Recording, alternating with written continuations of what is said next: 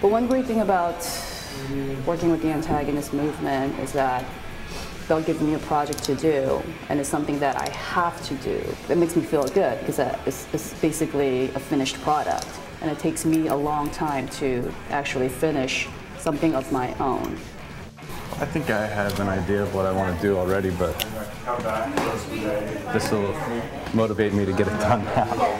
The Antagonist movement has nothing to do with a specific artistic style. Every artist that's involved with the Antagonist movement is wholly individual and singular, and that's the amazing part about it. When you see an Antagonist logo, that doesn't mean that that's this specific kind of art. Anyone could say the Antagonist movement, you have to start somewhere. Well, the benefit is that it helps people who want to create.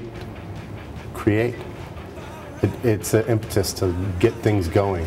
And I think some people, then there's some people who just completely romanticize being a struggling artist and starving artist or whatnot. I'm somewhere in the middle ground. I would definitely like to be further, and I would love to get to a point where I could have a bigger space and outsource some elements of production, but I'm also very hands-on, and I feel very fortunate when you get down on that aspect and you are struggling. I feel like, hey, that's the choice we made, and I definitely wouldn't trade it for anything.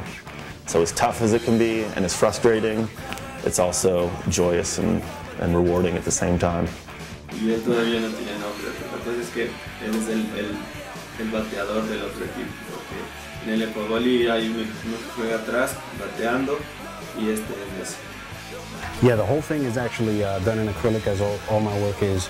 And I wanted to explain it with the way of comic strips on it. One day my doll was born, one day he bought a hat, one day he drank, etc. I could have expressed the death of the doll, but I didn't have enough place to explain it. Maybe if I had another doll, or if I had more place on the legs, perhaps, maybe, but I didn't. My art struggle is just to do it.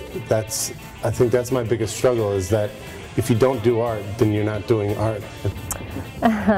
He's a serious man, and he works in the post office, doing the same every day. But he has a kind of fetish.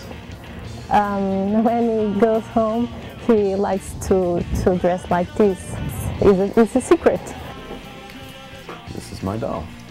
When I started doing this guy, I didn't really know where to go with it. I wasn't really excited about the dimensions of it, the proportions, I have to say. It doesn't look natural, and that's something that I have trouble dealing with.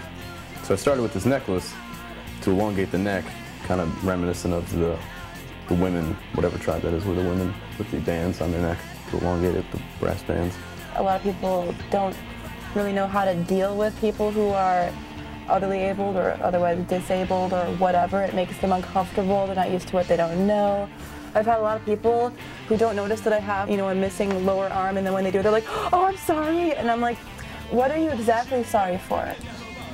But I think anything in life, if it makes you happy, I say just do it.